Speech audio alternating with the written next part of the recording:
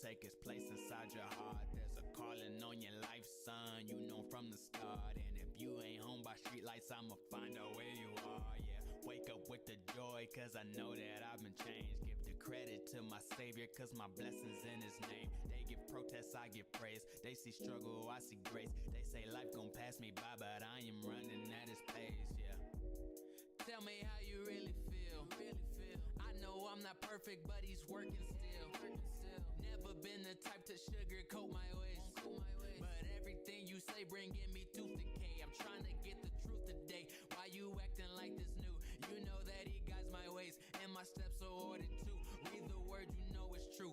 Everything I do is blessed. Jesus on the main line, you can call him if you need to check. I must confess.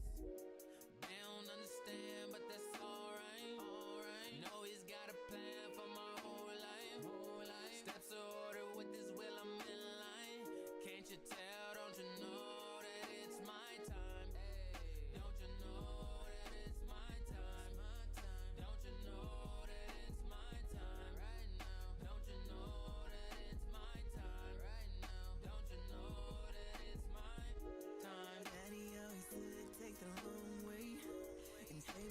Hello everybody, welcome to another installment of Tina's Tiny Tuesdays. Today we're going to be working on Doc Ock, Alfred Molina, from Spider-Man to the one with Tobey Maguire, one of the greatest films in the history of comic book movies.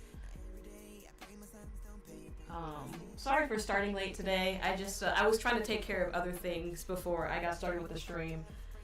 And then it was like 1:45 and I was like, oh no, I have to do all the things. I have to change things on my desk around so I can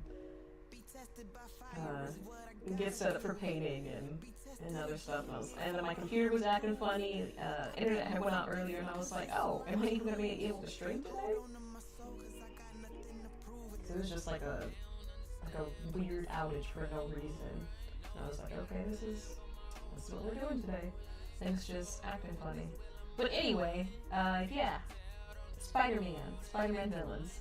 I figured since on Tuesday I did William Dafoe, aka the Green Goblin, that I should, do Doc Ock as well. Is his ear really that long? It seems weird. Yep, that's like...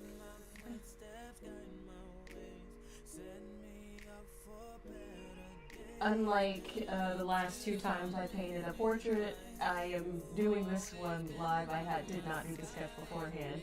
I did do the grid beforehand because I'm like, this is not the entertaining part of making a portrait. Let me at least do that boring part off screen so people, when they actually start coming in and watching the stream, they're not gonna, be watching me fiddle with a ruler and try to get that correct.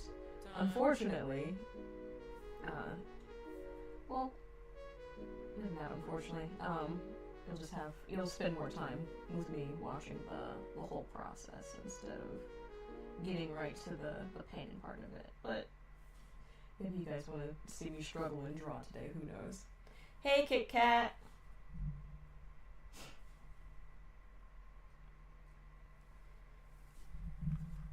I had to sneeze and then it canceled. It canceled its reservation.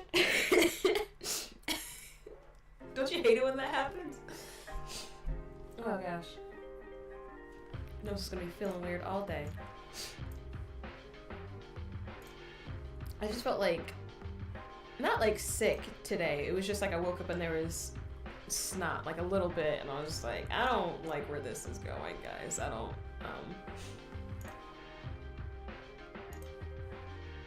like this small instance of sickness. Can we not do that today? And then it's mostly gone, I guess. False alarm, but I was just mildly concerned.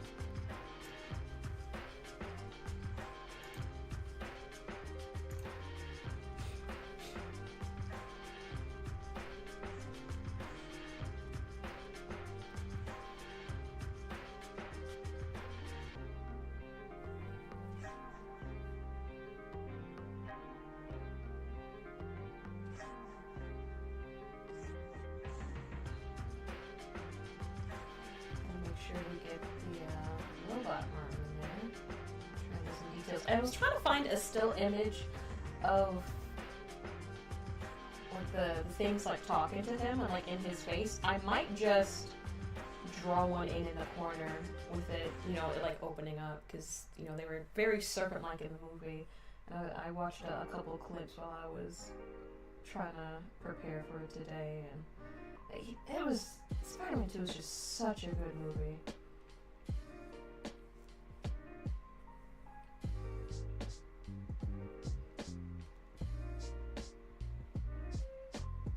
Trying to find the middle point. Right there, it's kind of like the middle of the portrait, and that's like right where his glasses are. And that right there ish is the like where his lips are. I think I need to extend his chin just a tiny bit. I don't feel like I gave him enough jaw.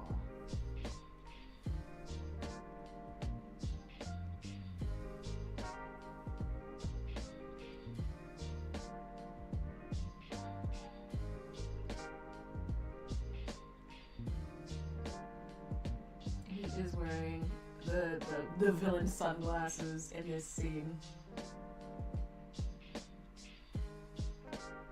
So we gotta make those. Just so I can. It's more like that.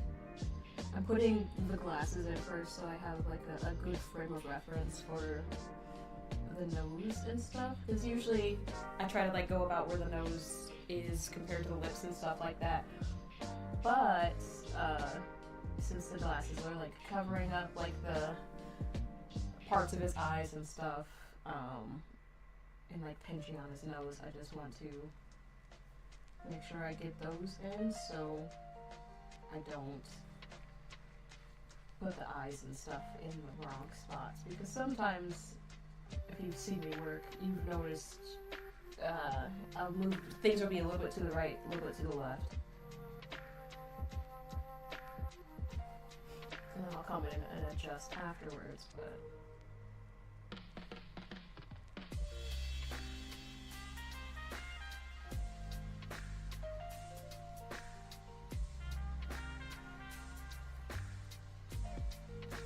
And he's kind of like making like a smug, like, you think you could stop me, Spider-Man face? And then, you know, this is like right before their fight.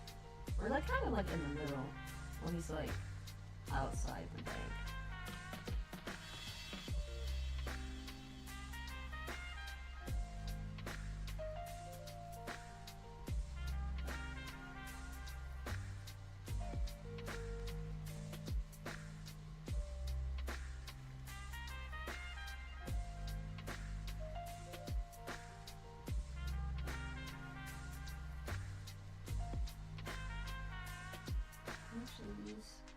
More oval shaped on this side of his face.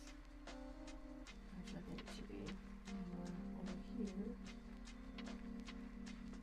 Because the line like going over to like where his ear is.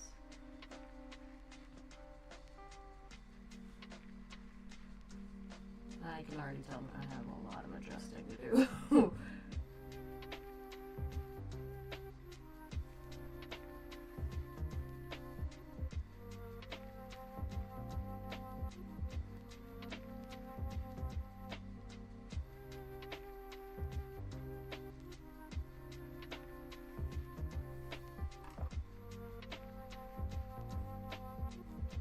Turning the glasses is probably a bad idea, but hey, them's the rules.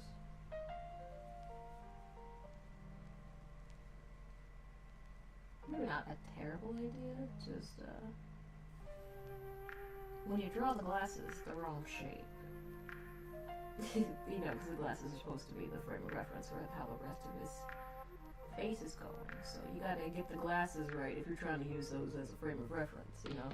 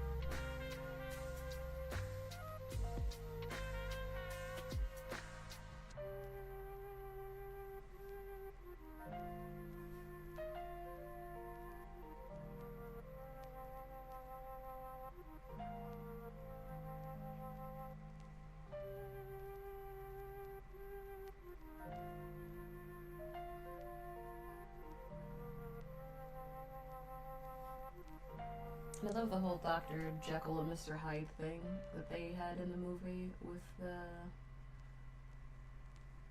because the inhibitor chip with the arms was, broken and busted, and so, he just went from being like this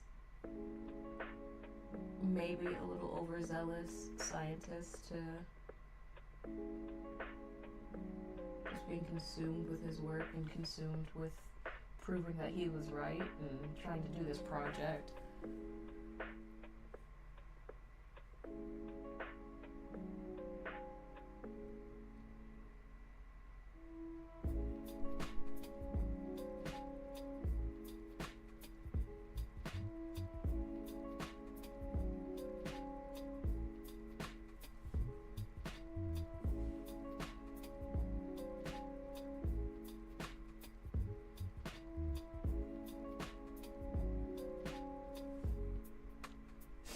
And it's not like ultimately like he was like trying to destroy the world or destroy the city or whatever. He was trying to do a good thing with trying to make his project work and create this renewable source of energy and stuff like that, but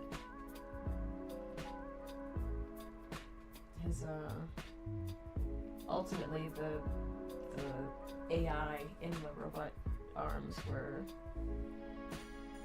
controlling the shots, and they didn't really take over until he talked about how he needed to be at the... I mean, they wanted to preserve themselves and preserve their intelligence. Like when the doctors were like, oh, we're gonna cut this off, then they, sprung to life and attacked the doctors. And then when he was at the bottom of the river, and he's talked about putting them at the bottom of the river, and him just taking himself out, that's when they took over him and he started whispering things in his mind.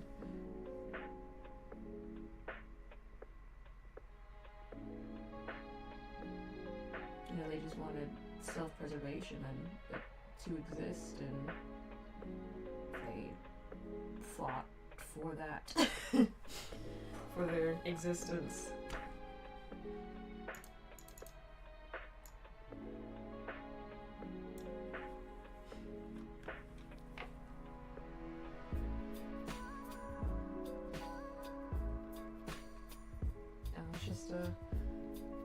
The original Spider-Man movies were just so complex, when you sit there and analyze them and think about them. I know I spent a long time talking about the psychology of the Green Goblin yesterday and the serial killer meltdowns.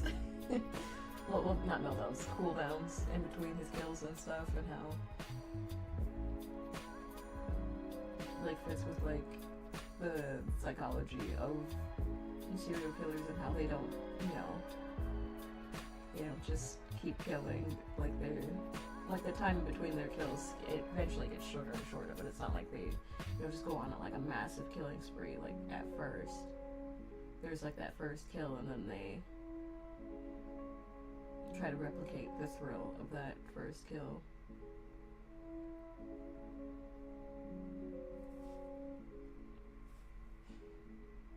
And then eventually I stopped talking about that and started talking about Bible scriptures.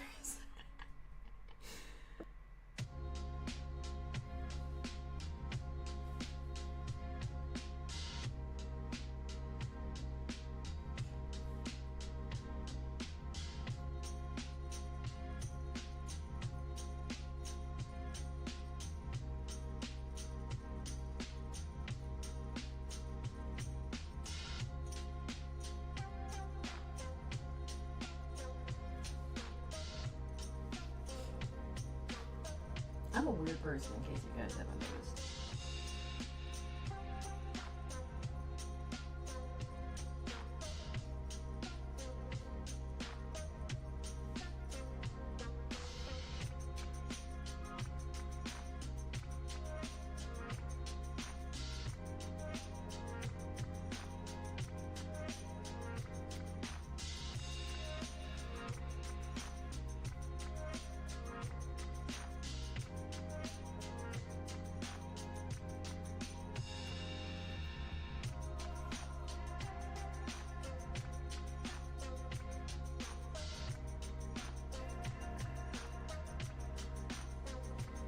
And then on the flip side of Alfred Molina and the, his dual personality thing going on, or the fight between the AI and himself, this power that he didn't mean to have that is trying to control him. You have what's going on with Peter and him struggling with wanting his powers or wanting his regular life and wanting MJ but not acting on it, and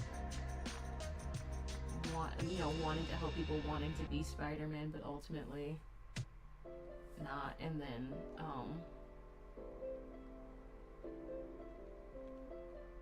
what's going on with Harry, and he's like,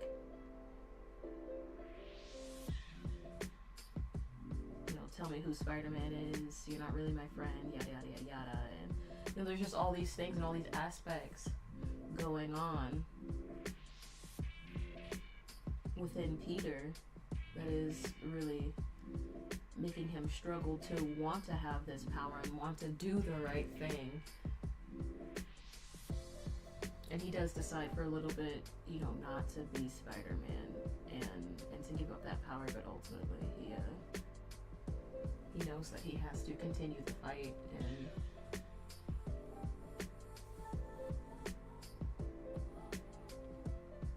so it's just interesting. You have how there's the hero and there's the villain, and they're both having to struggle with their identity and with this power that they didn't ask for,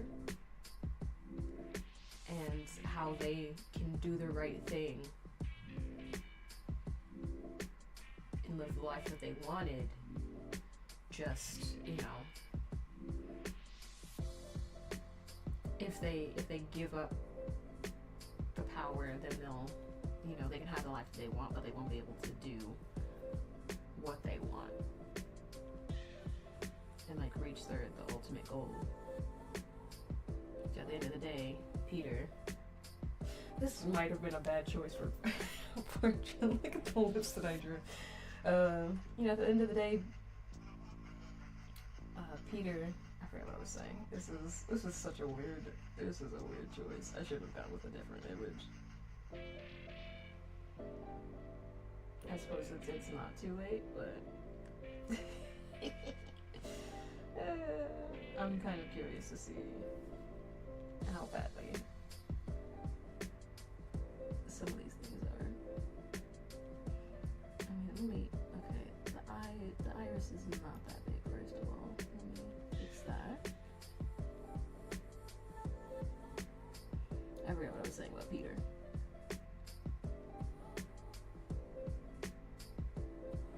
Oh, because Peter ultimately wanted to be a good man because, and do the right thing because his uncle was concerned that he was turning into a delinquent.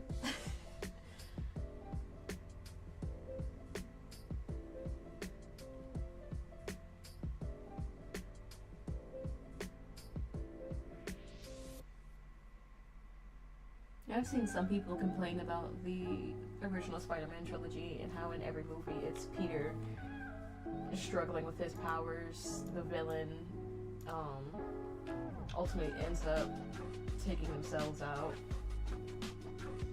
I've seen people complain about that online. It's like, okay, yeah, sure. They take the Disney villain approach of just kind of falling off a cliff or whatever, and the hero not actually having to slay the evil queen or I mean, in some of the stories they did actually, Eric running the ship through Ursula's heart. That was quite brutal and violent.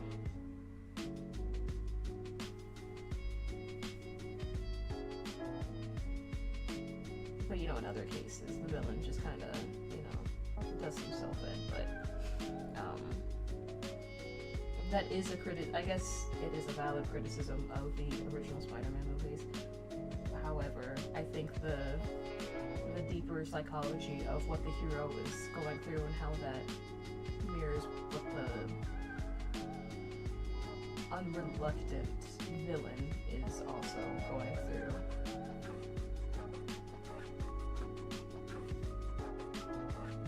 difference in the third one, for me, with the villains, is that, you know, yes, Sandman did not want to be turned into a Sandman.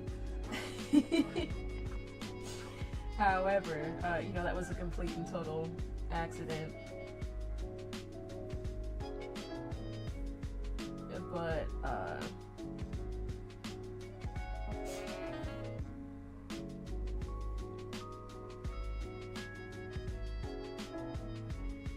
why does it look like he's trying to riz somebody up? I am not doing something right in his face.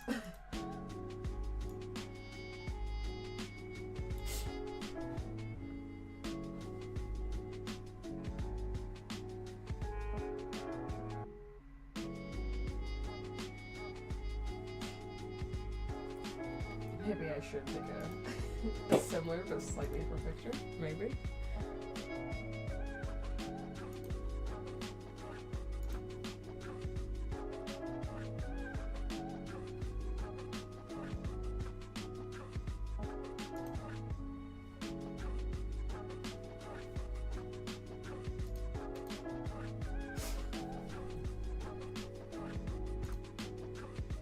Yeah, maybe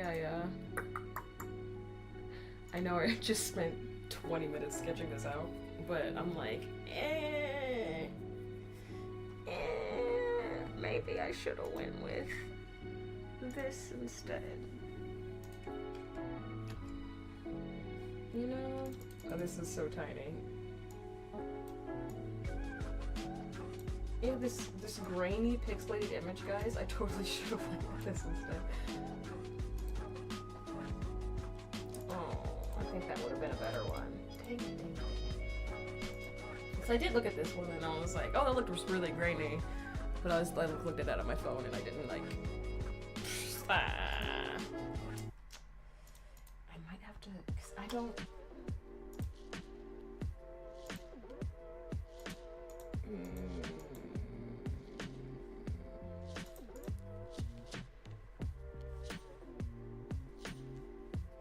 And then it might be easier to do like a little, like on the side over here. Yeah, because this. Okay, mistake on my part. Mistake on my part. Okay. New Alfred Molina, go. Today is just a weird day, huh? We're doing a new portrait, guys. It's act like the last 20 minutes of your life and my life did not happen.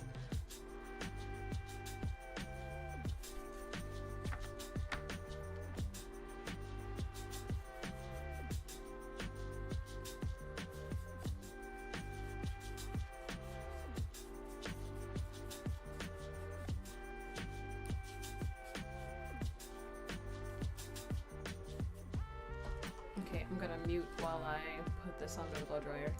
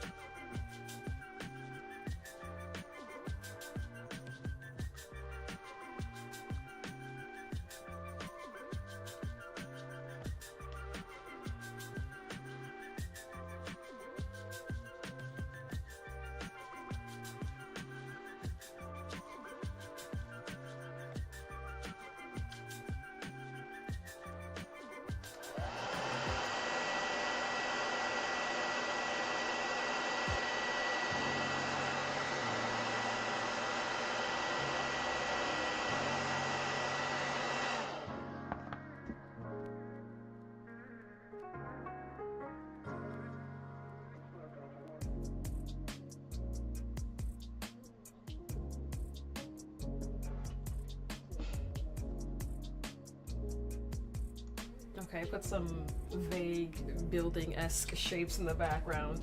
So,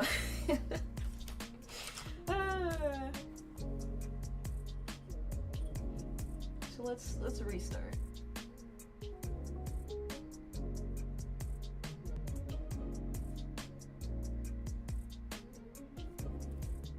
Let me do straight lines instead of crooked lines, because then my grid and everything's gonna be off. We don't want that.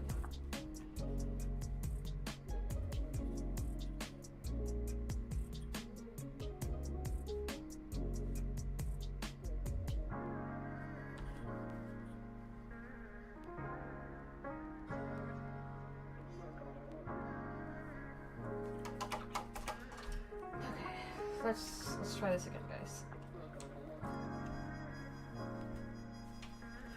I'm just gonna leave that there to give myself a little giggle every now and then.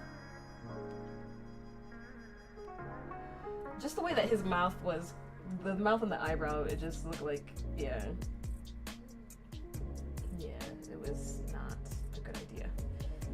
This one, however, might be a good idea. I don't know. We'll see about it. We'll see about it. I'll try and be quick with my sketching.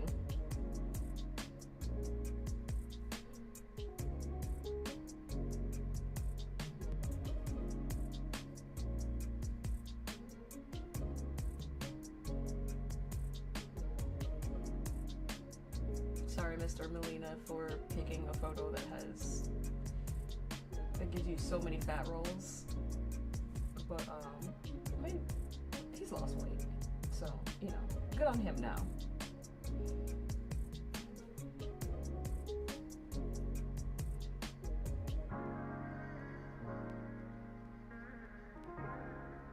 Oh, this is okay.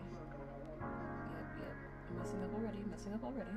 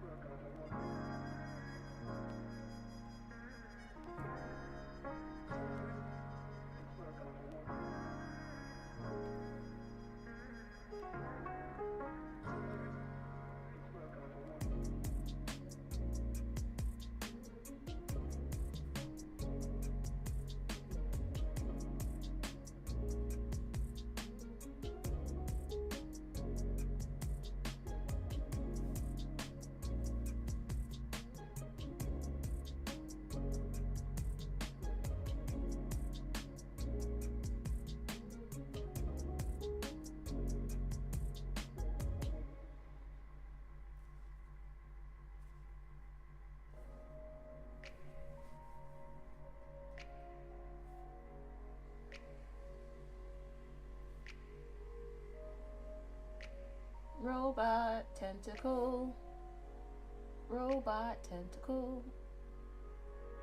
General shape of the robot tentacle.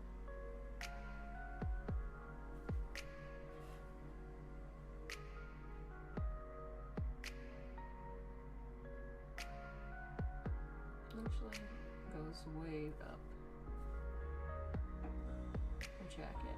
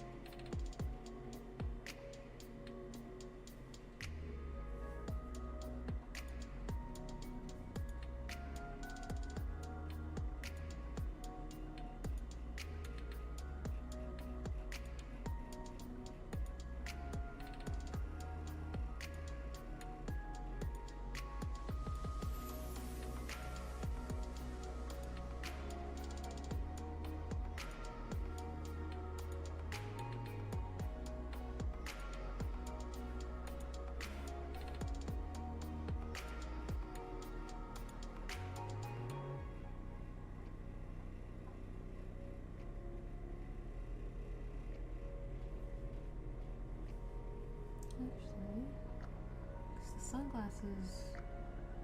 Me and these dang sunglasses not being in the right spot.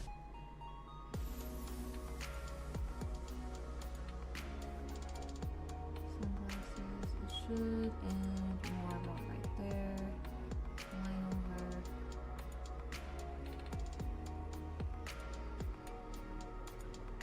This before.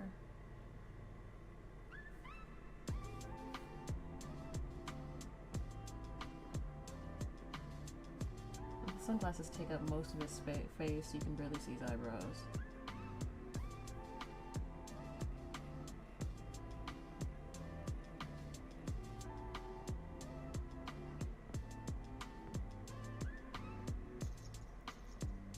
And it's okay.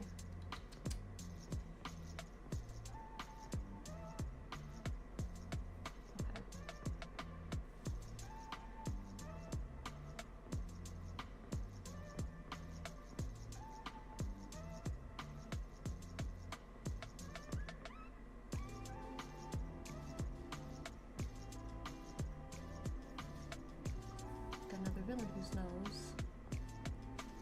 kind of points. It's like kind of crooked. Interesting.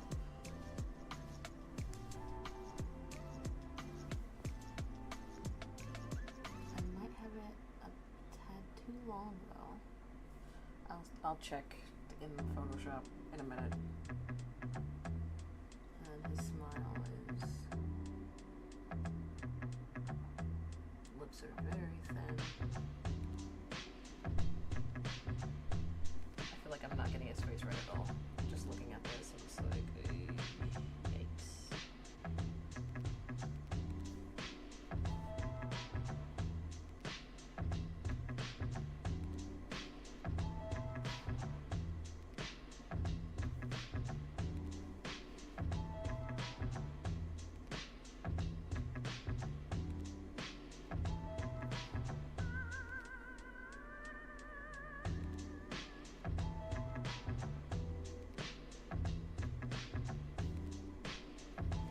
One thing that kind of bothered me about No Way Home was that that Green Goblin and Peter never, Toby never had like a moment together, like saying anything. I mean, Doc Ock, he had the, this nice moment where he was like, "Oh, you're a grown man now," and yeah, Doc Ock was like this guy that Peter looked up to and was like a mentor for like a little bit, but Peter and Norman, like Norman was like a father to Peter.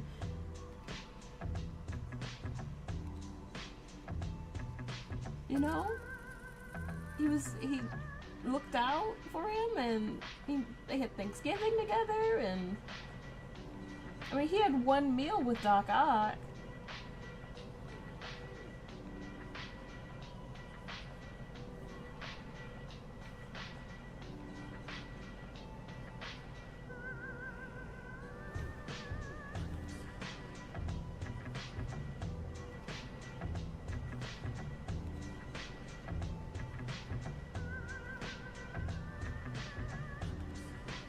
And he did ultimately, like, talk Doc Ock down from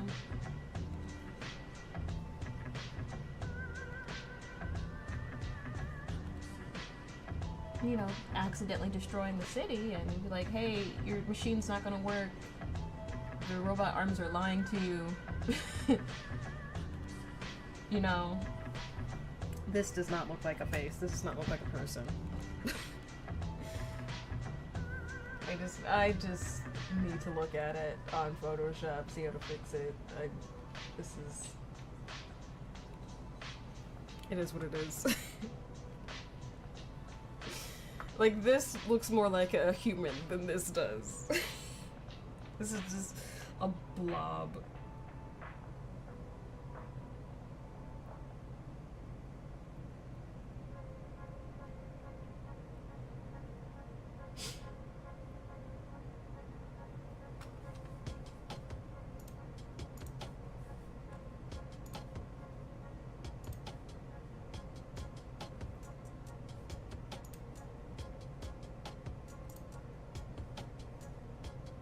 Maybe I should have just worked on bigger today. My sister's children's book, maybe I should have just did that. It's not too late, I can always change the stream title. It's not too late. I can abandon this. I can start the stream, and the stream will start a new one. It's alright. I'll power through it. You know? That's what Bob would want me to do.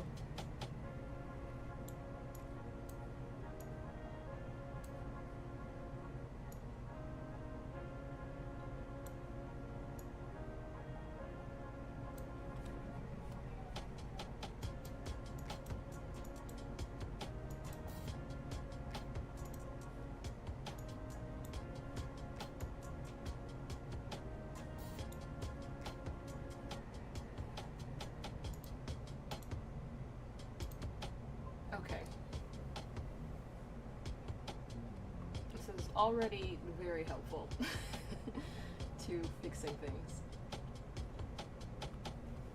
Okay, let me place it. Okay, I did the too wide thing again. I made them too wide, everybody.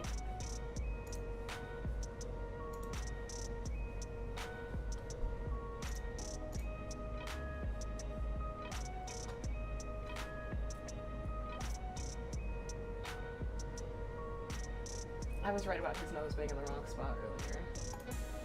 Everything's in the wrong spot, basically, except for his ear and part of his hairline.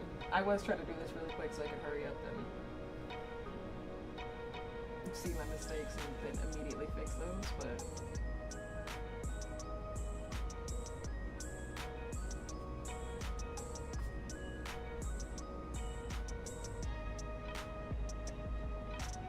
give this man a draw. I was just like, screw it. This is close to the face.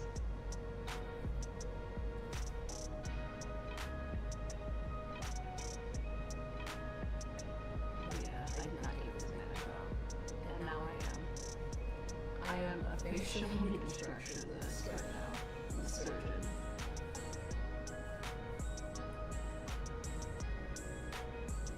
Facing my own botched surgery.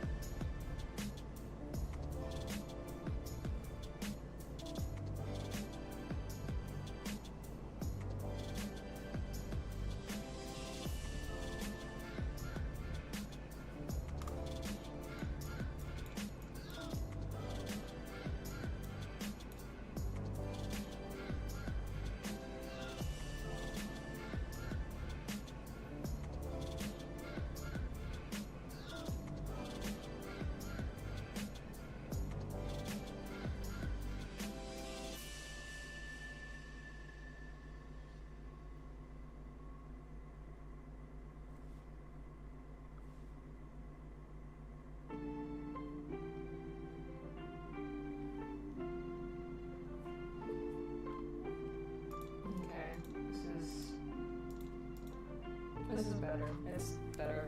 It's making me not want to make fun of myself anymore.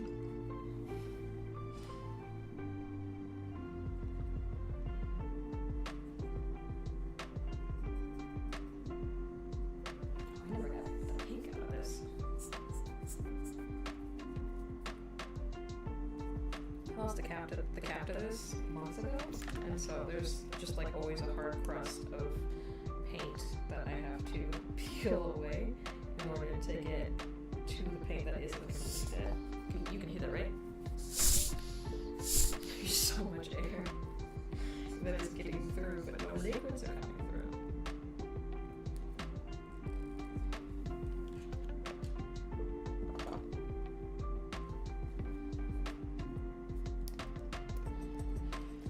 Okay. I'm just gonna push past this. Now hopefully some paint will. Yeah.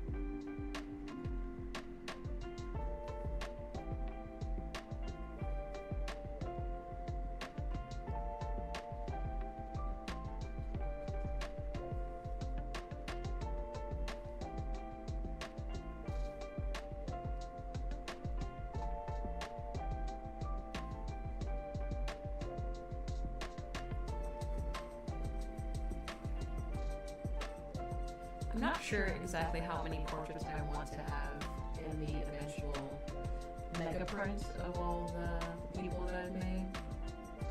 The Marvel folks.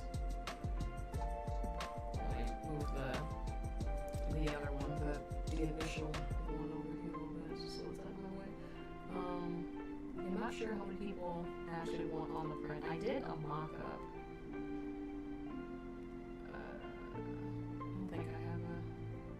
It's open or saved. I did a mock-up of like the 8 or 9 that I had from like a week ago. And I was like, oh, okay. But the idea is to, I'll show you.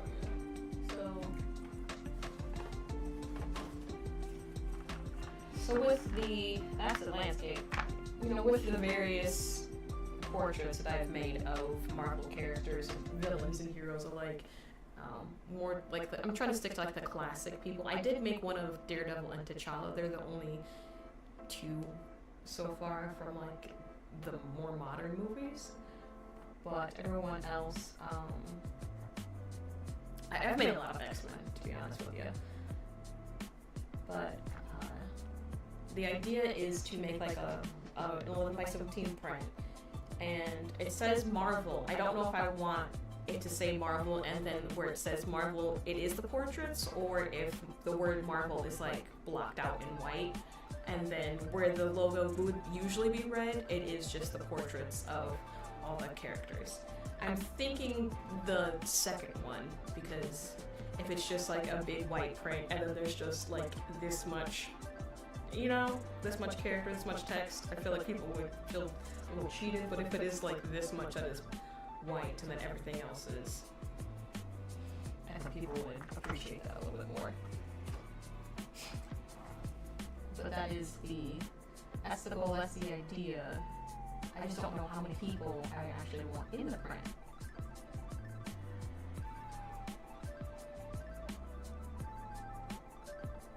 Because right now, the print is just a bunch of X-Men and Spider-Man villains. That's all it is. I mean, I do have Tobey Maguire and I do have Andrew Garfield to go in the print, but right now it's just X-Men, Spider-Man, Blade, and Daredevil. I mean, I can always do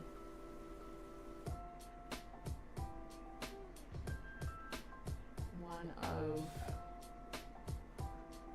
Wilson Fisk and I could do one of, I could just try to keep it like the heroes and the villains, and then not expand into like massive amounts of other heroes and stuff, but I don't know. I might do a couple.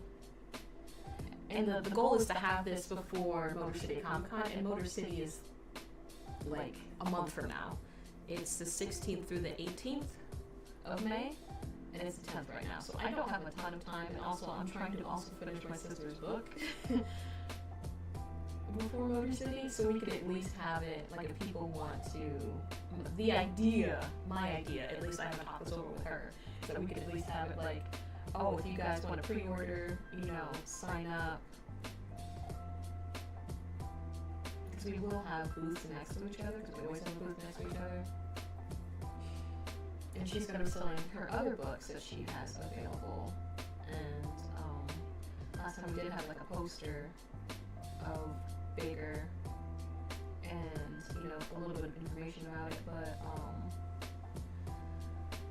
I would have, the goal was to finish it a long time ago, honestly, but life comes at you and then things just don't work out, and also there are just some scenes that were harder to finish and harder to draw because the initial sketches for them, I was, you know, one day I was sitting next to my mom drawing them, and then 3 days later she was dead, so it was just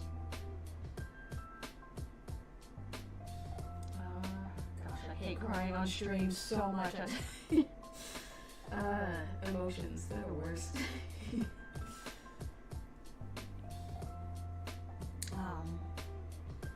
Yeah, it's been rough trying to finish Bigger, honestly.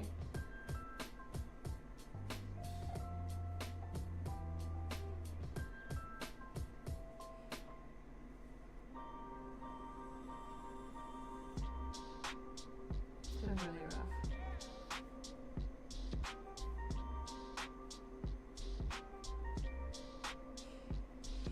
Especially since the majority of the story is just about a mother and his child, like a child and their mother just growing together, living together, and okay, I'm gonna stop talking about it now. Crying is so embarrassing. Anyway,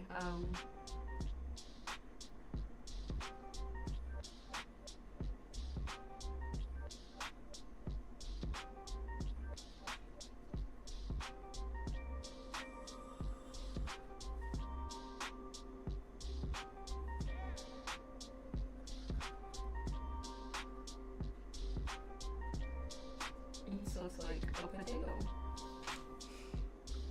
This man has no facial features. He's not in the painting that I've made of him.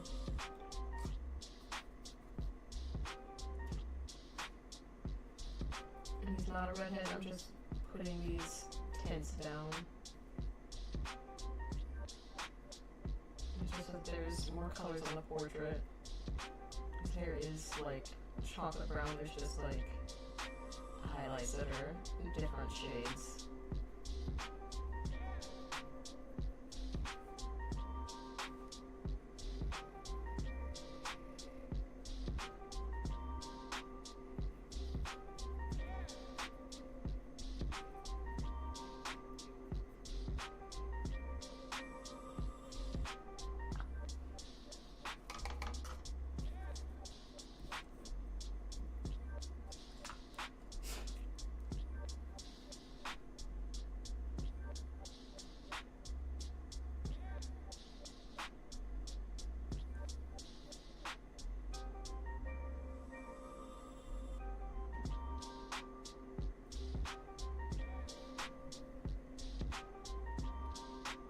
We're gonna watch this man go from a potato face to having a face.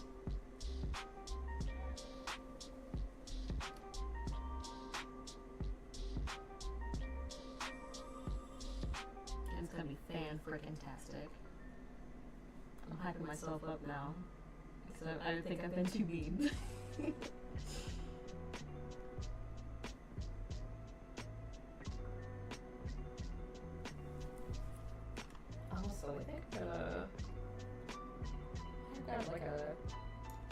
brightness contrast layer somewhere.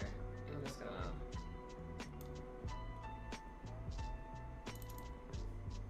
kind of increase the contrast. And brightness is fine. Just want. I did pick a really pixelated photo to try and work with. I could have just gotten like a still from the movie, you know? I could have just loaded up YouTube, found this exact scene, but you know, this was a backup photo anyway. I stop being mean to myself, I guess, is what I should do, but I don't know.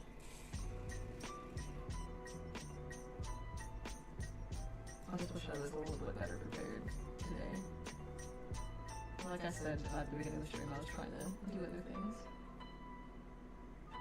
and take care of other things before the show started.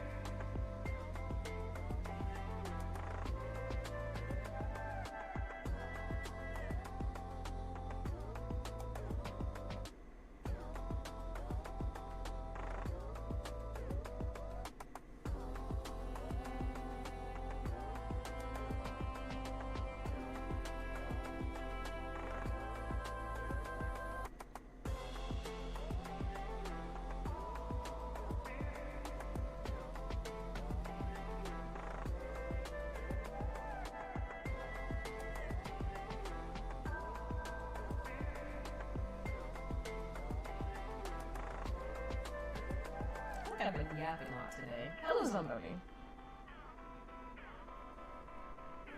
I guess that's what happens when you, like, have coffee right before you do a stream, I guess.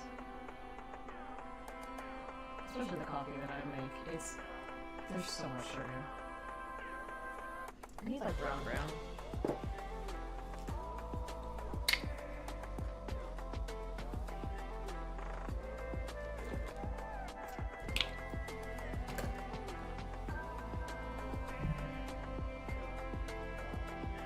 You get game tonight?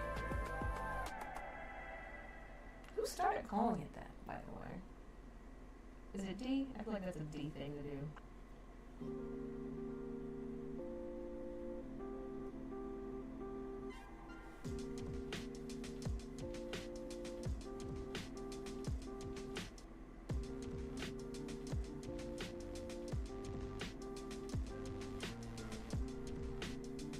I think it was D.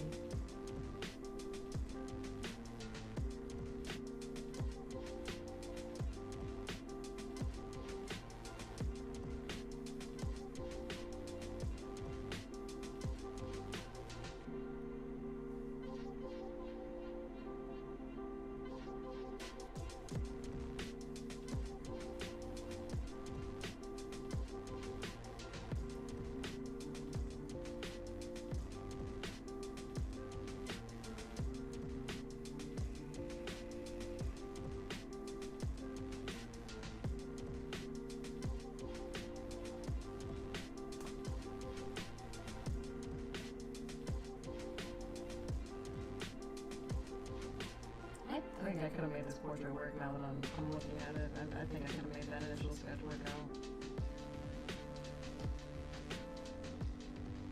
Then I got like intimidated and I was like, no, let me just change it real quick and do a completely new canvas.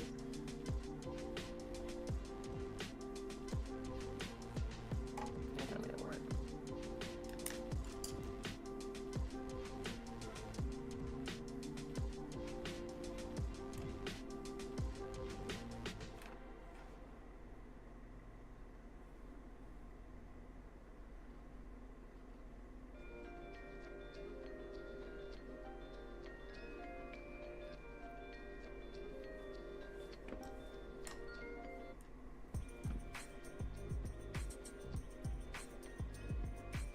spot I feel is starting to have less of a potato face.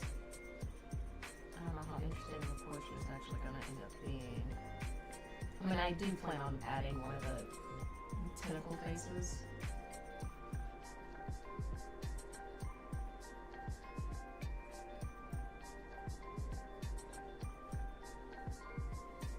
But even then, that was a much more expressive portrait.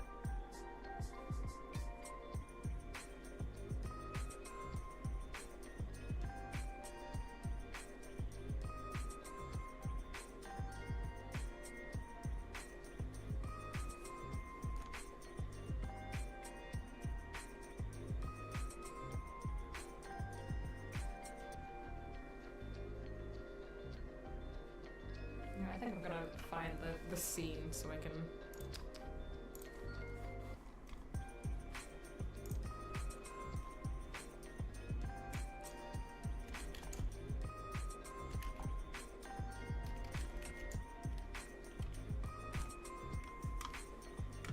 Just for a better reference.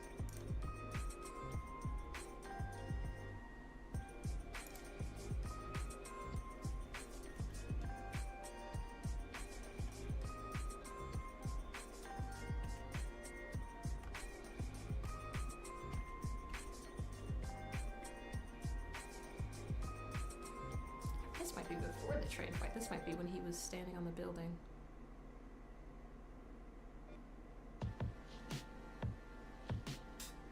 Or maybe not.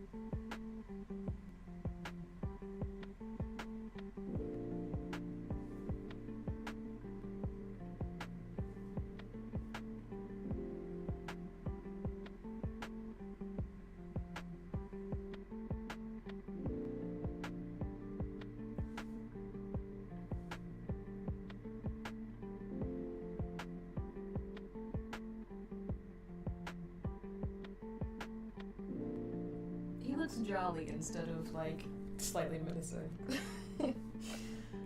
That's not what I'm supposed to be going for.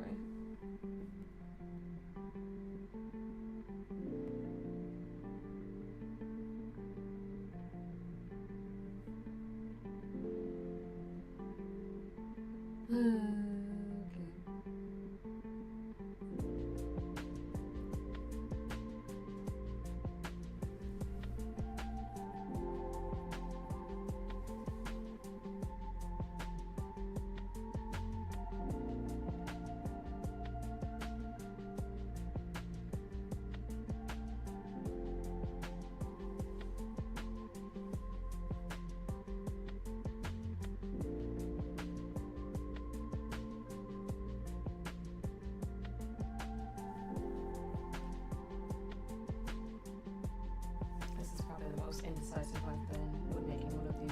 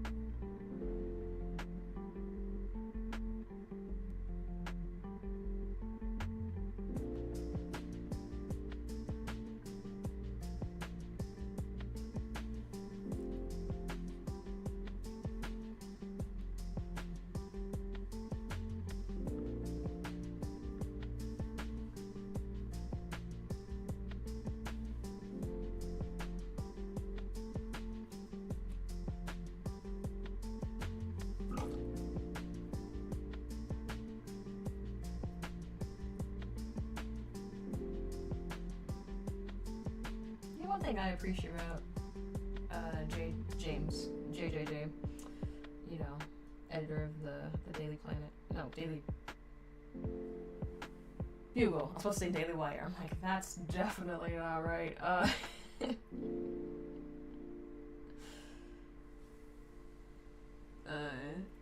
appreciate the fact that in the first movie when Norman busted in as the Green Goblin was like, who is the photographer that takes photos of Spider-Man? And JJJ, knowing that Peter just walked out the room, was like, oh, he sends his photos to the mail. I've never met the man. You know, to protect Peter from, you know, being harmed. Because it was just like a nice, like, oh, he does care? He won't give him any more money, but he does care? He cares about Peter? That's nice. He might be cheap, but he's not a bad guy. Just because he is a bad guy does not mean he is a bad guy.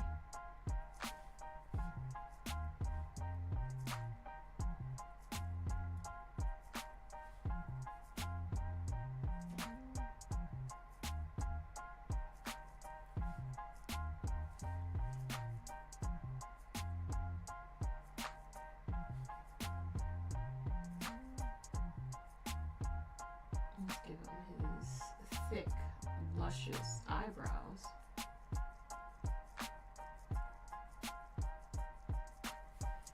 Let's see the shape of them in the original portrait. Look at that.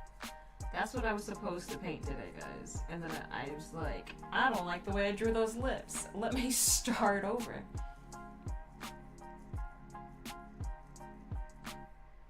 Yeah, in his own way, he does look out for Peter in all the movies. You know, some people just, they can't be soft with their words. You have to find their love through their actions.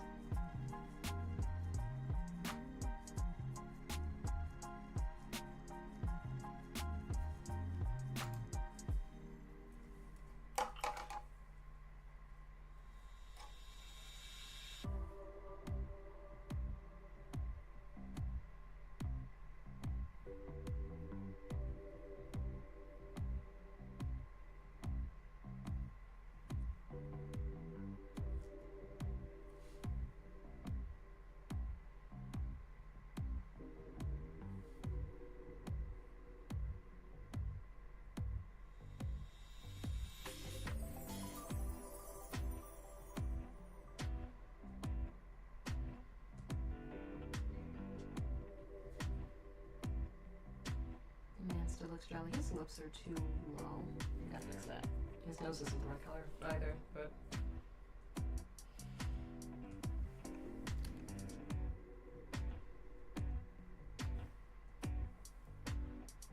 Like, I think it was in the third one or something, Peter mentions needing some extra money when he brings Jonah the photos, and even though initially rejecting them, he gives Peter like $200 extra.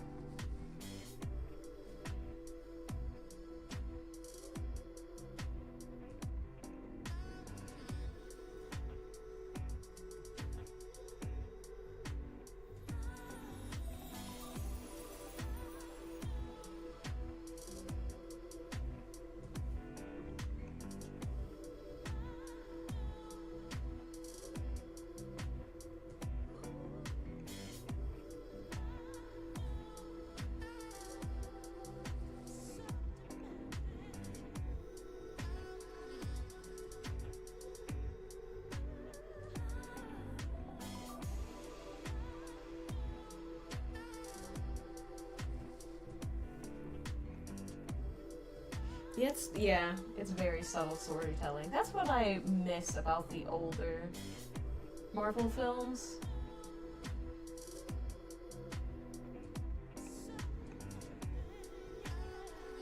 It's not so in your face. Like when I was watching the new Captain America movie, there are moments where Sam literally just became exposition man.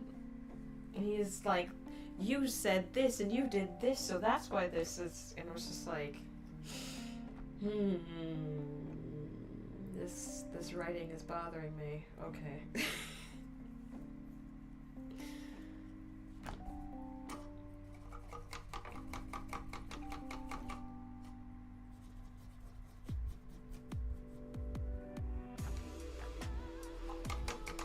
I remember being in middle school. I miss when CBM showed them saving people. CBM.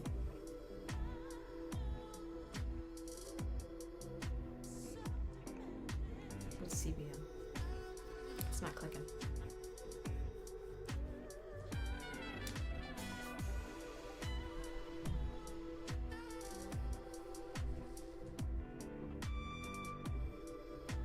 I just feel like in so many movies nowadays, they literally spell it out for people, and it's just like, movies didn't used to be like this. Oh, comic book movies, okay. Yeah. Them actually saving people instead of just like fighting each other or screwing up and...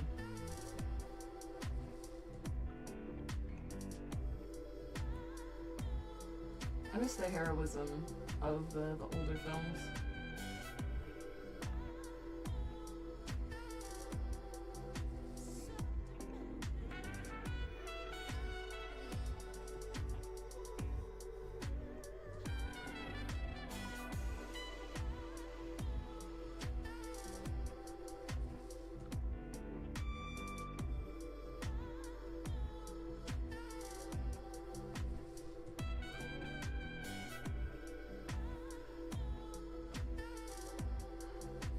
Like in the new ones, everything is so grand scale. This fits into a 20 movie plotline thing. It's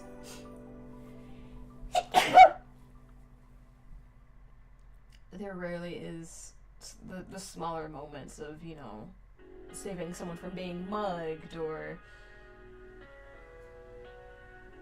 you know, stopping a carjacking or, you know, smaller things like that that would mean a lot to the average Joe. I mean, sure, fighting universal threats is cool or whatever, but there is not a lot of people doing the smaller scale stuff. And that's what I like about the Daredevil show, because they talk about, especially in this newer one, I love that they kept the same gritty tone.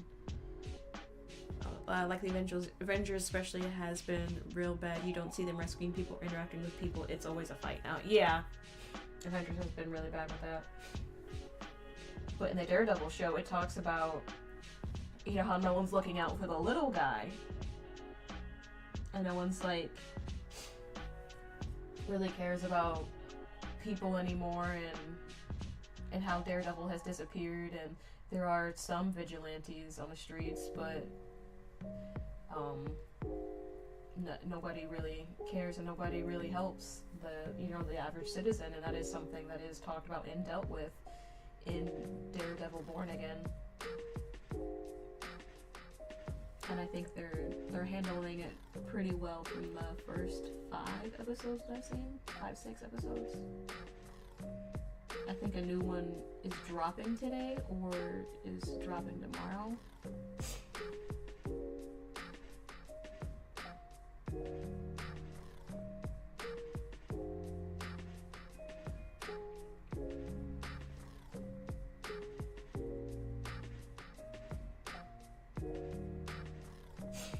And there, in the new show as well, there is moments where it's kind of like man on the street interviews that, like in the first Spider-Man, where, you know, people are asking them what they think about what's going on in the city and what they think about, you know, this vigilante, you know, it felt very much, at first I didn't know what was happening, and I'm like, what is this all of a sudden? And I'm like, oh, it's man, okay, I get where they're going with this. And the lady that is doing the on the street interviews is a part of the show, and she does like pop up in a couple scenes. It's not just like disjointed. At first it was like, I don't what is.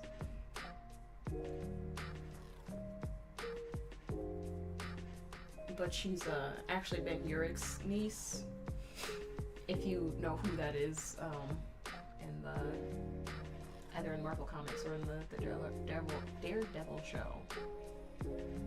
But she's a reporter trying to, you know, talk about things that people actually care about, get to the root of things and stuff. And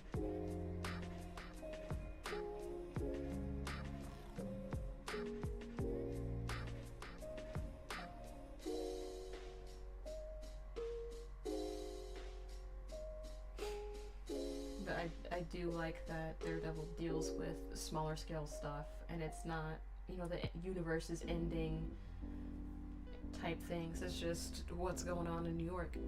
It's especially funny because what Spider-Man was supposed to be for, but they don't let him do that stuff anymore. Yeah.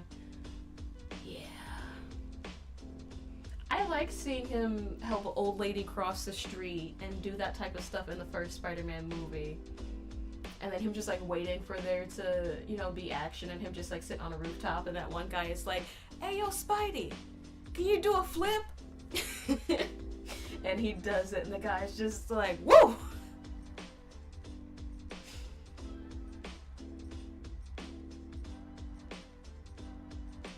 I know it's a bit weird, but I want them to explain if all the Netflix Marvel stuff is canon.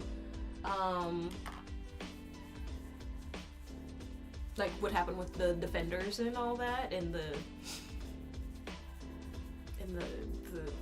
Shadow Ninja League stuff. Well, they mention Spider-Man in, like, is Iron Fist and the Defenders real? In the Daredevil show, they do mention that there's a masked vigilante dressed like a spider going around the city. So where's Luke Cage at? I don't know where Luke Cage is at. Oh, but also on the show he interacts with Miss Marvel's father. So they are starting to integrate that, and Daredevil does seem to be the bridge between the two, because, you know, he was in No Way Home, and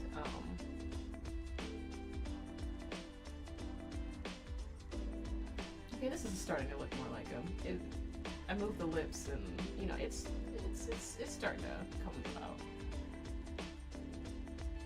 He just looked like a potato for so long because I was bad at my job for a little while, but, you know, it's getting better.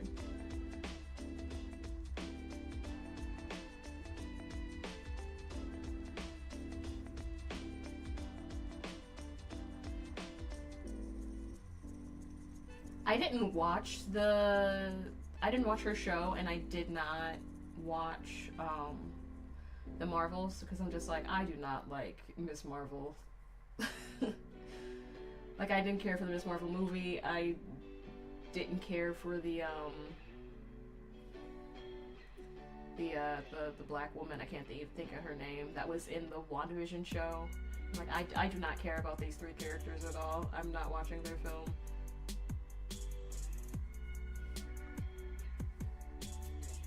And so at first, when the guy was talking, like, who is this guy? Why is he important? And then he had the bauble. I'm like, oh, okay, he's related to Miss Marvel in some way. And then it sunk in that that was her father, and I was like, okay. When he, like, tried to call her in the bank scene.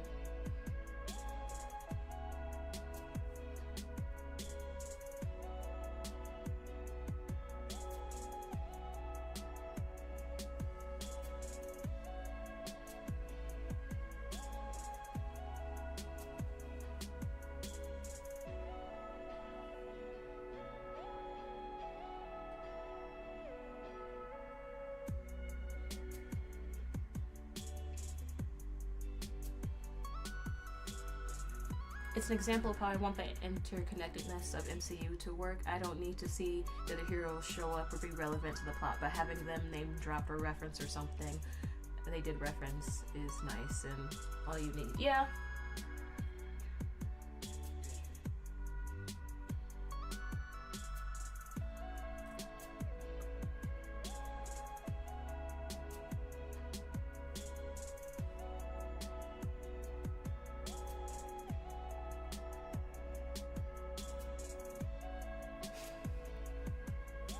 Yeah, that's all you really need to do to have this stuff like interconnected. I remember back when Agents of S.H.I.E.L.D. was still a thing, there was a whole thing going on about who was, like, there was like a subplot of like who the real S.H.I.E.L.D. was, like after all the Hydra stuff. Because people didn't want to follow Director Fury. You didn't watch the Marvels, but you watched the Miss Marvel's show. Oh, okay. Yeah, at the time, when it was dropping, I just did not care about watching another teenager show. I was like, I don't know. I didn't have it in me. This is the wrong shade. What was I saying? I forgot.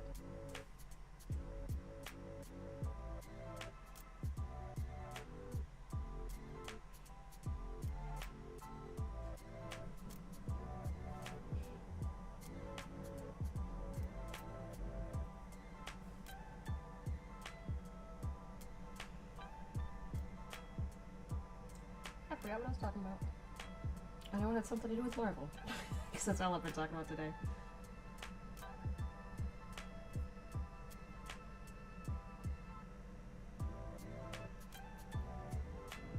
Oh, Agents of S.H.I.E.L.D.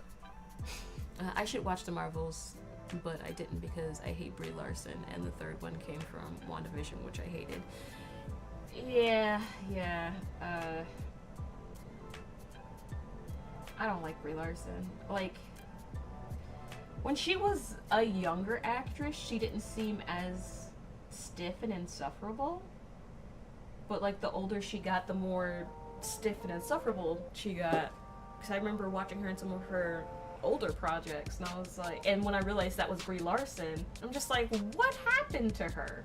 Where did all the joy in her life go?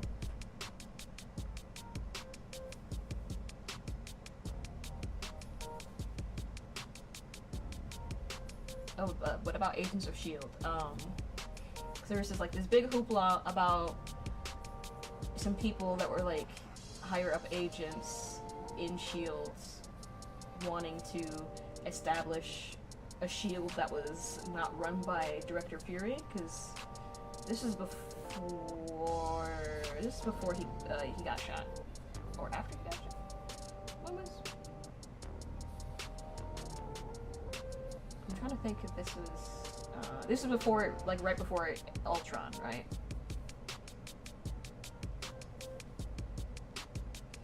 And in the show,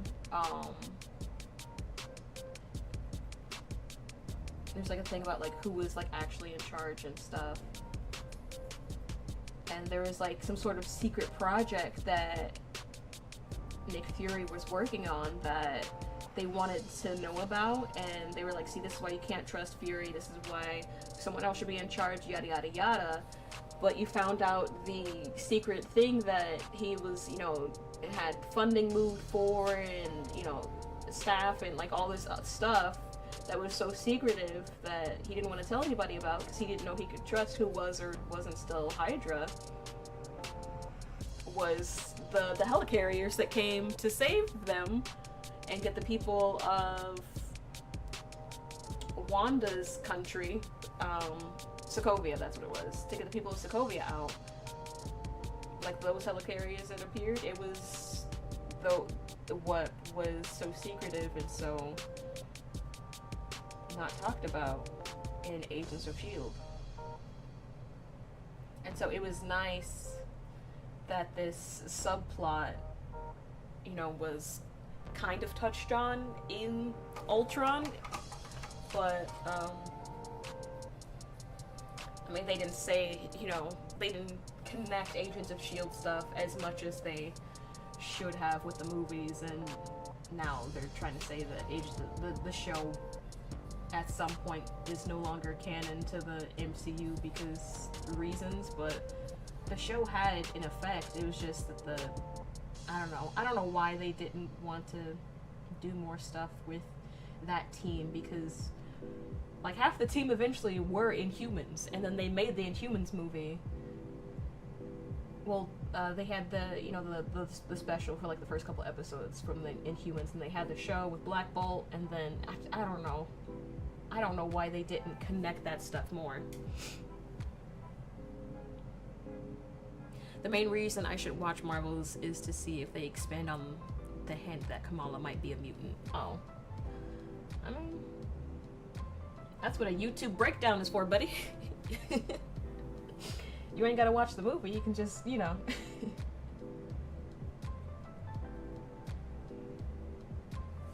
Watch like a 2-hour movie you don't really care about. 15-minute YouTube breakdown. You know?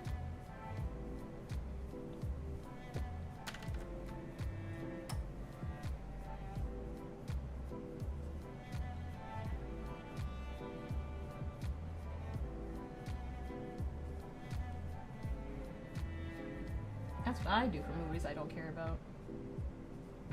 At least not care about enough to watch the whole thing or to pay a movie ticket for.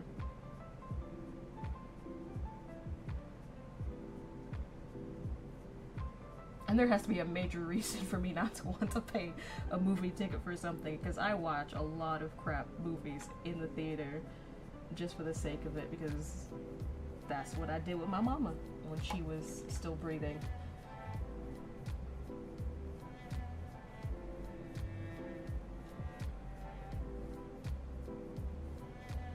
I've seen so many should have been straight to DVD movies or straight to Netflix type of movies, but you know, that's what we did. That was our thing, and I still do it to honor her memory. Although I don't do it as much as I used to, because there was like a Jason Statham movie that we totally would have seen with Mom that came out, and me and Dina were just like, I don't know, I can wait on that. I can wait for that to come out on DVD.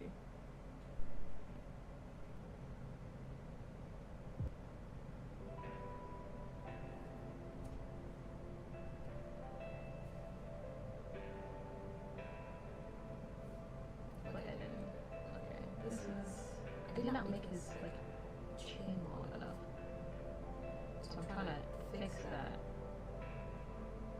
without taking too much of the fat away. It's not like he's super fat, it's just the face that he's making. I mean, he had a belly in the movie, you know, but he's not like obese, you know, so I don't want to give him like 12 chins when he had 2.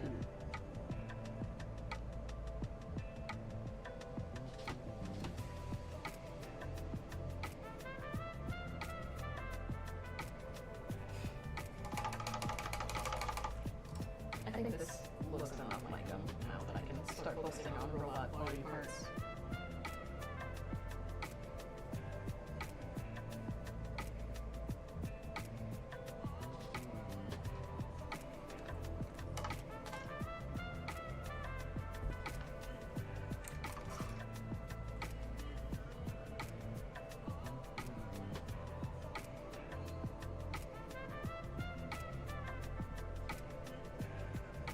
Inhumans was a silly thing altogether. Inhumans in the comics only exist because Marvel head at the time didn't want to give X-Men any hype from the comics because Fox owned the movie rights at the time. And so they made a new group that are basically X-Men, but without being X-Men. I mean, yeah. I do like the whole they live on the moon thing and the Terrigenesis aspect to it.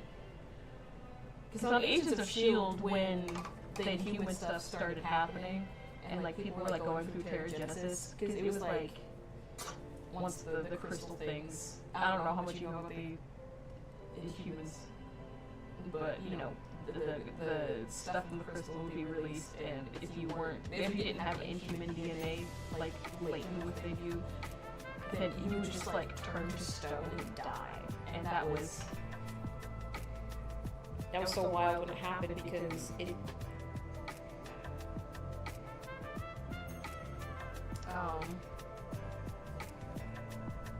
I don't know why I'm getting my Discord messages now when those are really cool. Silly wash.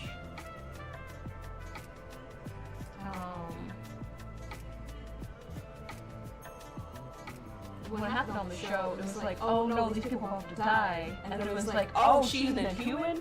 Oh no, he's not? It was like, oh no, I liked him, he's dead now?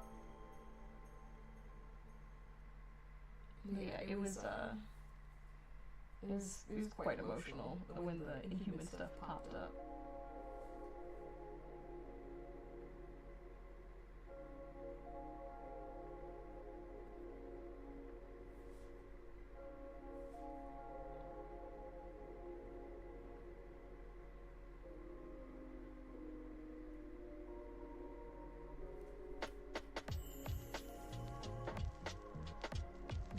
You know. Oh, ad. I keep forgetting to check that before I start yapping.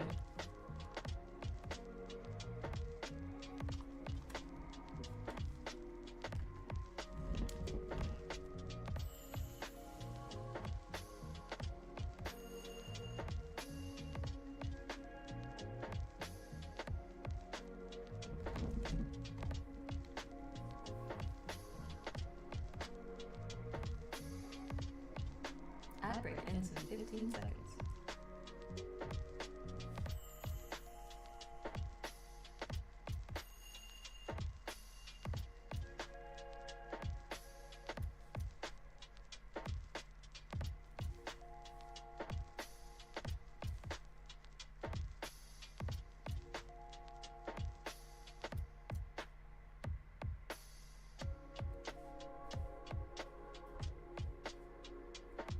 Welcome back, Twitch.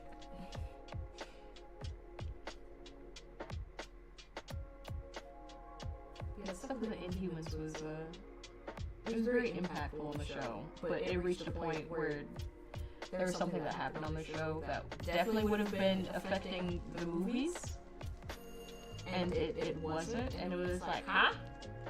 And so it got to a point where it just like divulged the timeline stuff, like divulged and it wasn't. Divulged? No, diverged? That's the word I'm looking for. And it was no longer canon to what was happening in the movies. And I'm just like, this show is so good. And they had stuff with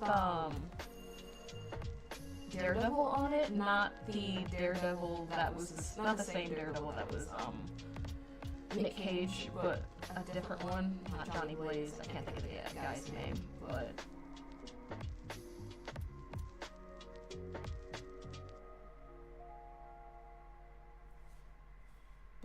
the show was really good. Like the first, they put in the next Civ on VR.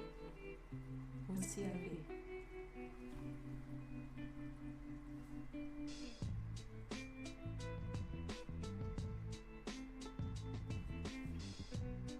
Agents of S.H.I.E.L.D. was a really good show. There were some moments where it's like, dang, they really are focusing way too much on Phil Coulson. Like, he is not an Avenger. Civilization game, okay.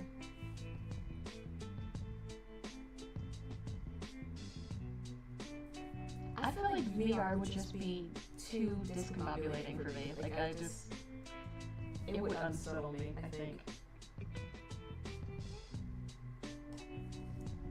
If I had a VR headset. Sometimes I can't even... Yeah, that does sound weird, but sometimes,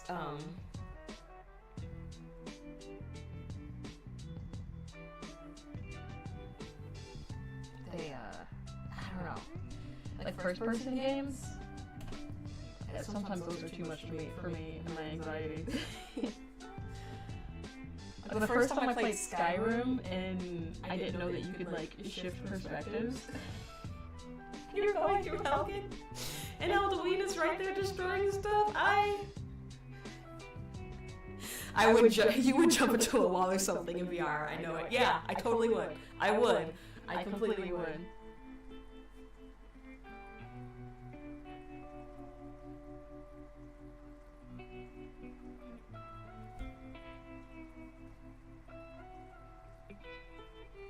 I was terrified the first time I played Skyrim. And Halloween came through and was just setting things on fire. And that was just because it was in first-person perspective. So I don't think I could handle VR. Like, as much as I know there is a VR Skyrim. I know that there is. I just refuse to play it. I refuse. I can't. I could not. I physically could not.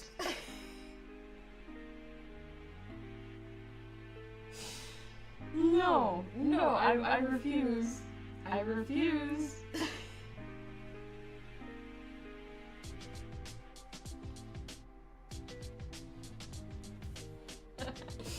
Oh, I'm getting sweaty and nervous just thinking about it, dude. And I don't usually sweat, so this is... Oh gosh, no, I can't do VR. I need to be as far away, removed from the video game reality as possible, you know?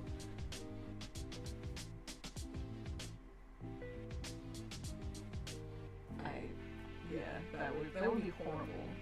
Oh gosh. Seeing the giant spiders in virtual reality, like it's actually attacking me and not just, oh gosh. No thank you, no thank you.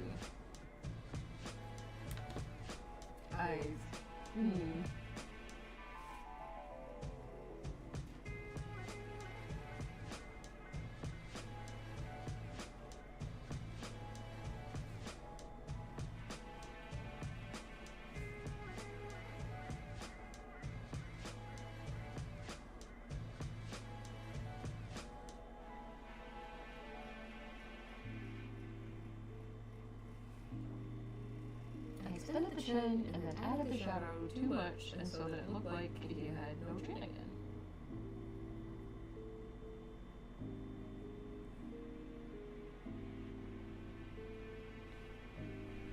But yeah, I just thought it was weird they're putting Civilization in VR because it's a strategy game where most of what you do is look at menus, and that was one of the ads. Oh. I'm sorry, I can't choose the ads. I guess I could change the duration. So sometimes the same ad plays 3 times in a row, and it's just like, why are you the way that you are?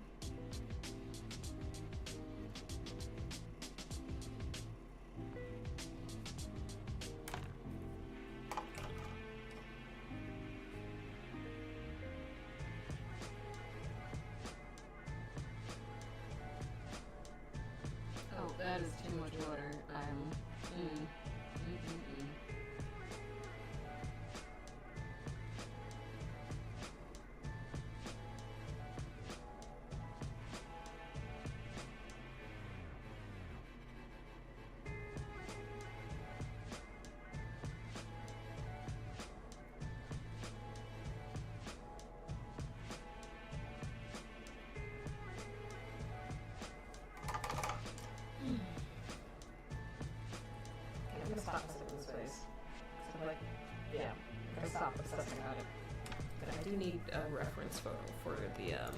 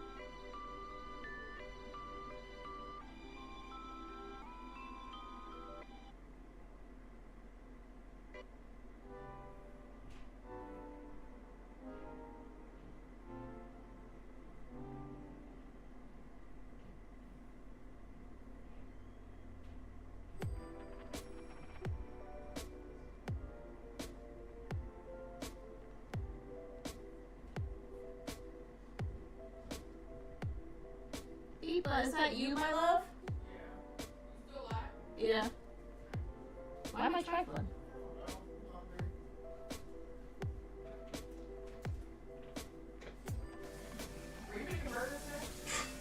I was thinking about making shrimp fettuccine. Why? I was just like, man, I want some pasta. Look, you know it's my favorite. Like, well, we're gonna make pasta.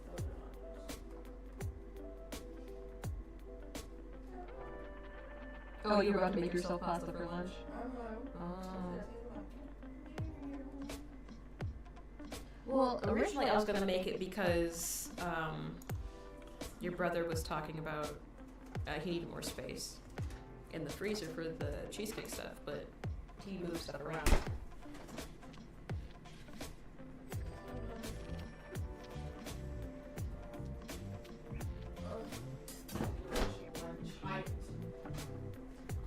I am a child of God. Ayo. Ayo.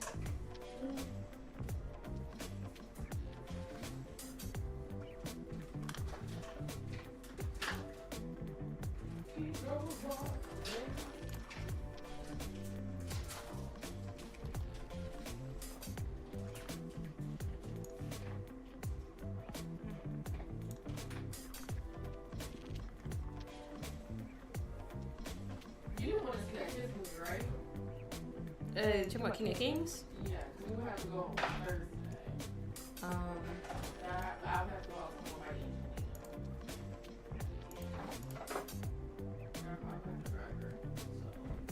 Oh, why didn't you think what told me black was running? The black is running.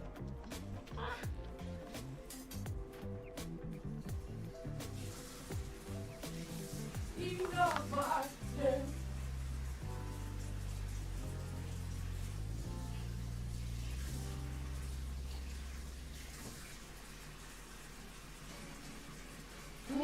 see it without me.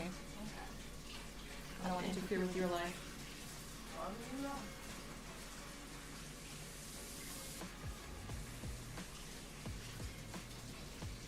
That I'd be interfering with your life?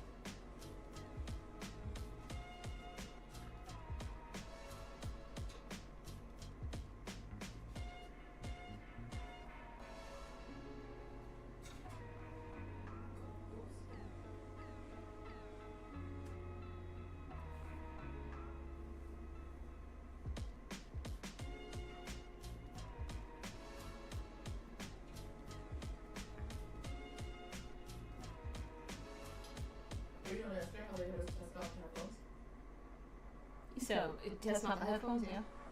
No, I told my boss it's creepy. Why is it creepy? There's a fake cancer noise around you. Oh. He says, well, you know, he was looking at that stuff. I'm like, you know, I am jumpy. And I like now being able to hear. When I go to the crib, I said, I like to eat y'all too much. Don't give me the type of headphones.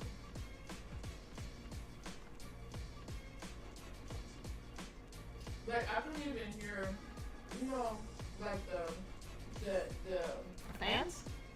what are fans, but like the venting, like the, Mhm. like, you know, it's slight, but you can hear. Yeah. Couldn't hear it. Why would I be in an office building and feel like I can't hear things around me? That's how people died, and that's what I told them.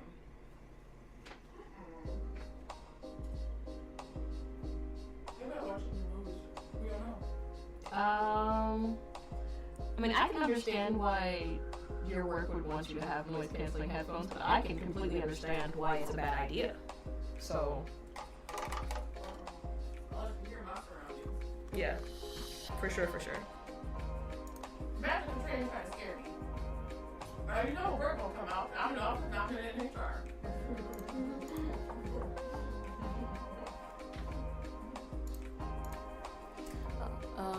My campaign is gonna end soon. I should make the last area. Yeah, you should. You should. Make that map.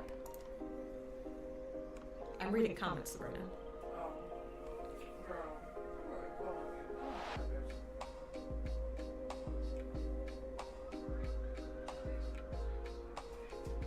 Hello. Yes. Well, for my lunch break. What's up?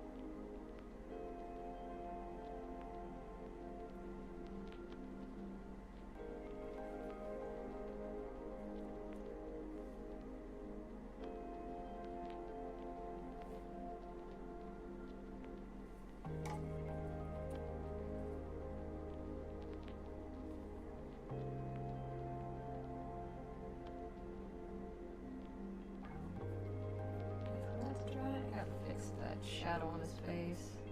Some paint blood, and then just made it way too dark.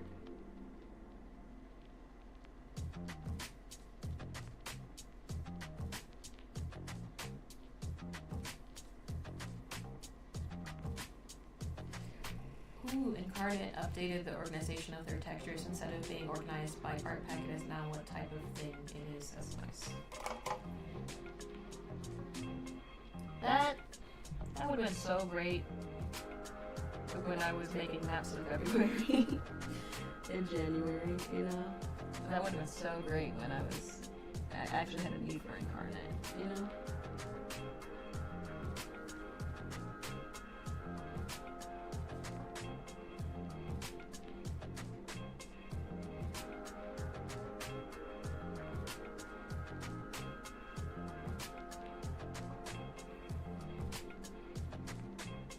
Are you sad that your campaign is ending, or are you like kind of like finally? Like I don't have to do all this work anymore.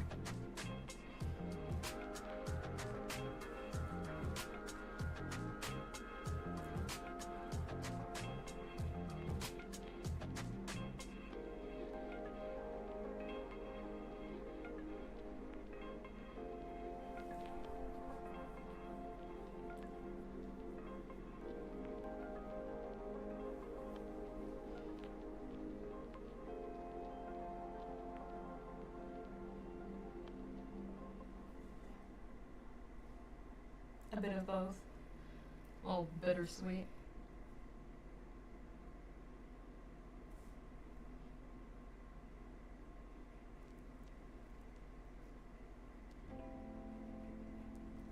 I get that. Because I for sure was glad when Bible D&D was over, but I was also like, kind of sad I'm not going to see everybody on a consistent basis. But also, it was so much work.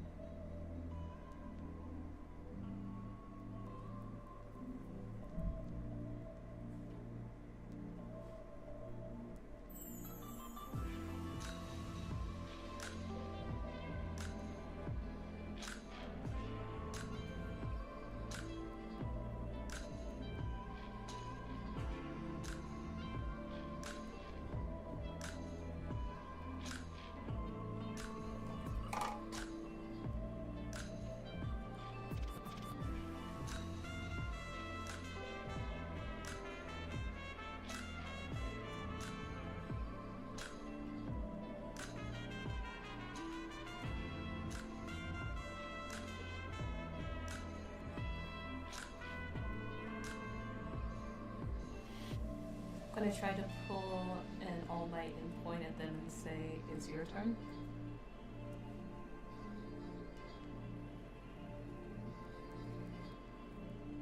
Like you want someone else to be the DM?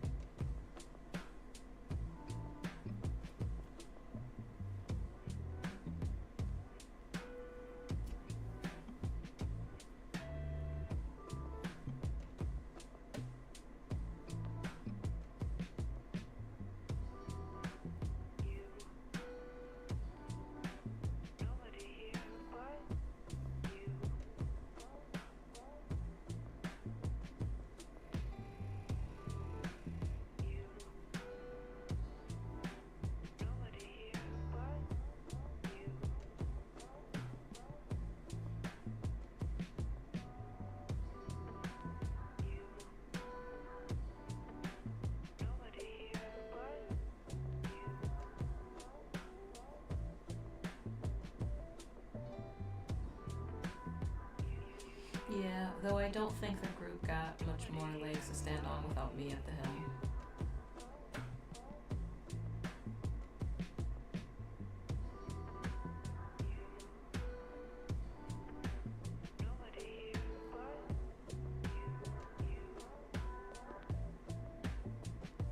Possibly.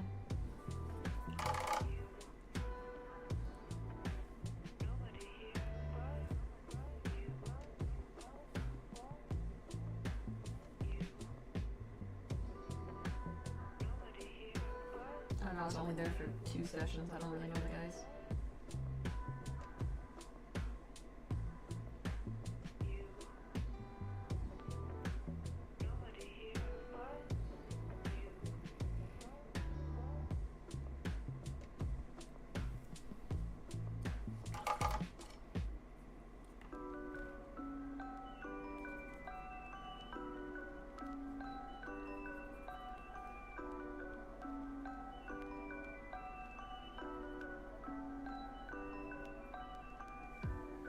Maybe I'll go look to play in a different group.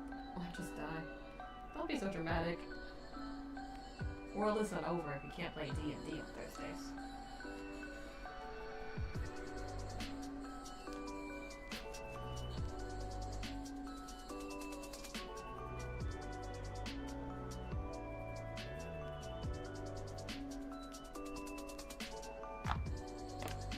I don't play D&D on Thursdays and I'm just fine.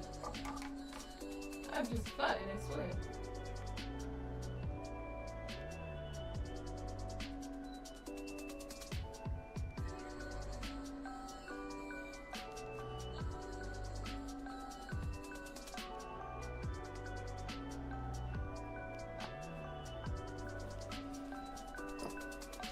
I feel like that's as good as it's gonna get right now.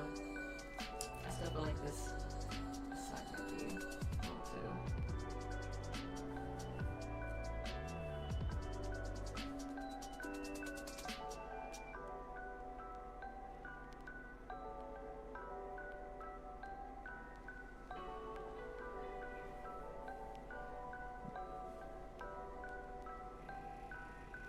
Oops, okay.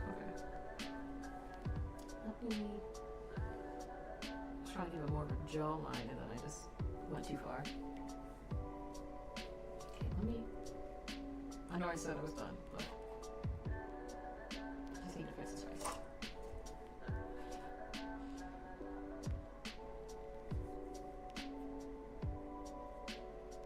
It's too smooth right there. There's...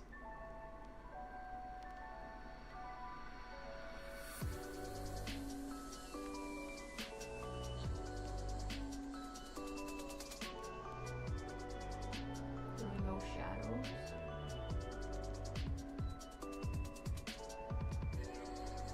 So I think this should be moved up more. Because he's kind of just like doing my villain's work, you know?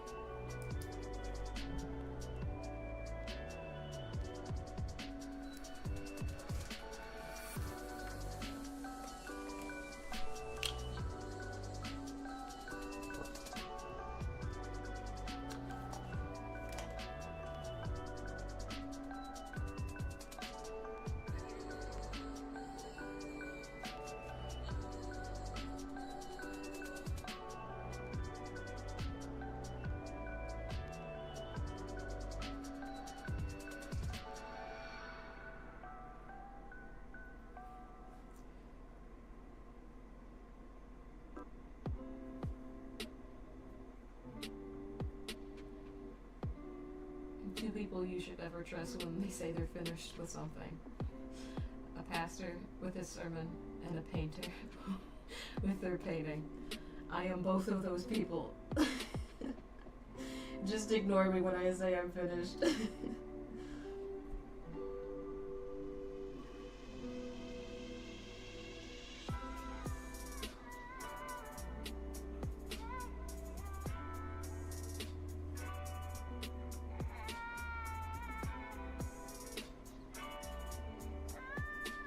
Actually, when I say I'm about to close with a sermon, I usually do, you know?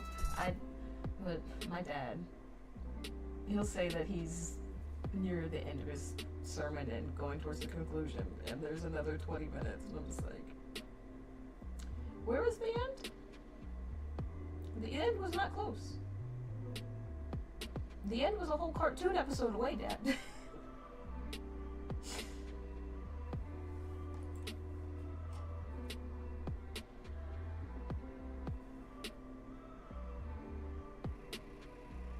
Ed and Nettie devised another money-making scheme in the time you got to your ending point, sir.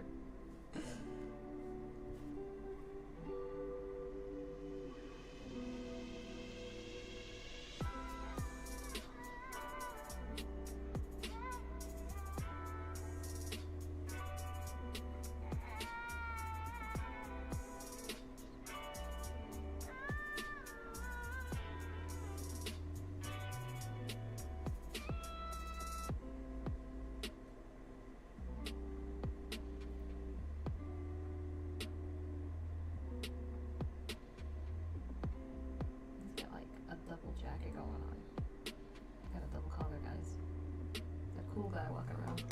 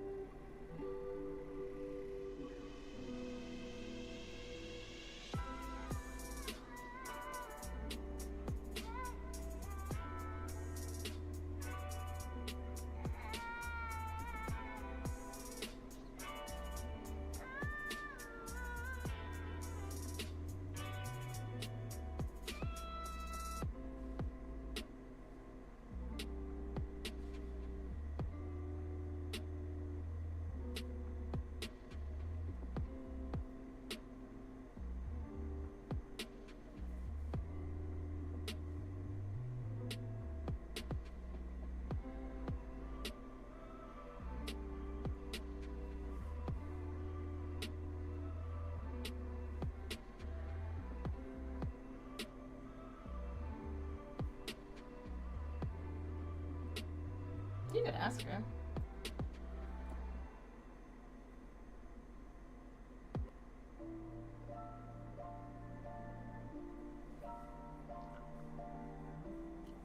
Or when my life calms down, we could see about trying Baldur's Gate together again. There was someone I was supposed to start a game with, and I just haven't called the guy.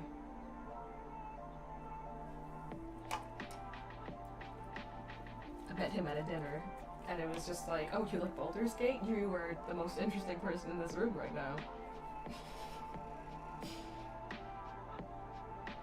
Two of my sisters were with me, by the way.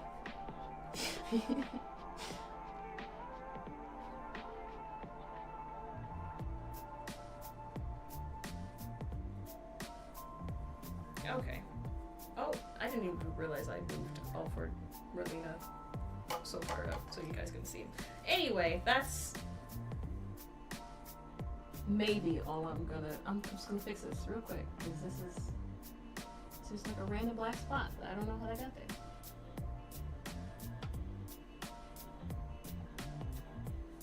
Okay. What is that random? Okay. What did I say about trusting pastors and painters? What did I say? That you shouldn't do it? It's not like I'm intentionally lying. It's just like I see something else that needs to be fixed. And sometimes when I'm preaching, it's like, okay, this would be a really great point to include. So it's not intentional, I promise you. It's just, okay, this could be better if this small thing was done. That's the mindset. I pull up to their sessions like Thanos to end their campaign. Yep. Period. I don't even know what you're talking about. Okay, now he's done. We went from attempting this face and not liking it because of my sketch. I totally could have fixed it, but I just to doing this face, everybody. Good job. Whoa, whoa, whoa, whoa. Alright, thank you everybody that is watching. I know some people were watching on YouTube earlier. I don't know. I haven't checked that tab in a minute to see if anybody was still there. But regardless of where you are, thank you for watching. And if you're watching this back on YouTube, because I know people do that too. Yes, they do. Yes, they do. Thank you. I appreciate you guys so much, because there's a million things you could be doing with your time, but here you are watching me paint and ramble about Marvel movies and how much I wish Marvel movies were like they were 20 years ago. But I appreciate you guys so very much.